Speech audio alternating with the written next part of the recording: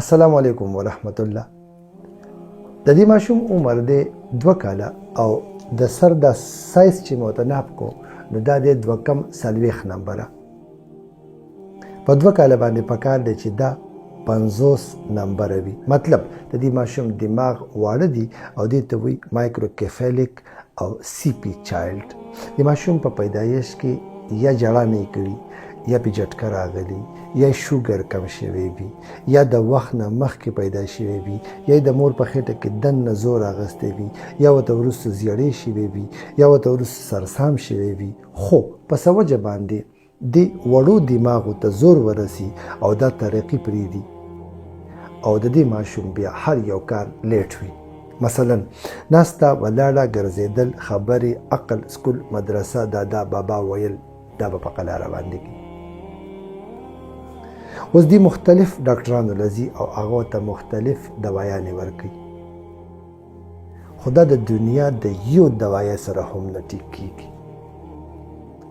تاسو به لیدلي چې دومره غټې غټې بوتلې میلاویږي هغې ته وایي برین ټانک، لکه سیرمین دی او سیریجین دی او نیوراکس دی، دغه شانتې پروسنس دی، مختلف نومونو باندې او جنبکس دی، جنکو بایلوبا.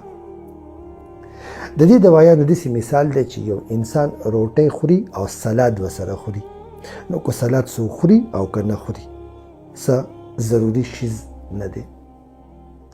په دنیا کې داسې یو دوایي هم نه ده راوتې چې هغه دماغ غټ کړي. البته د وخت سره په دې ماشومانو کې څه نه څه فایده راوځي، لکه په دې کې د ټولو نه اهم کار چې کوم دی هغه د ورزش. فزیوتراپیسټ په خپل علاقه کې وخی ابه د ورزشونه خي هغه په کور کې کوي، ښکلی خوراک ورکول، خېټه سختیږي د هغې د نرمولو دوایي ورکول، سینه خرابیږي د هغې دوایي ورکول، تبه ټوخی یخني زکام راځي د هغې علاج کول.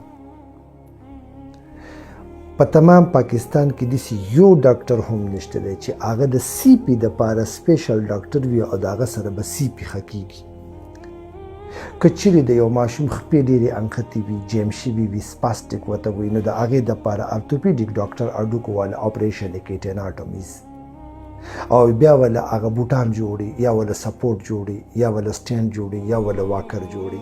زما د خبرې مقصد دا و چې داسې ماشومان لرې ځای ته به ووستل یا په یو خاص کس پسې به ووستل چې دا د هغه سره ښه کېږي. دا بلکل خبره غلطه ده او د ټایم سره د ښه کېدو چانس شته دی. السلام علیکم.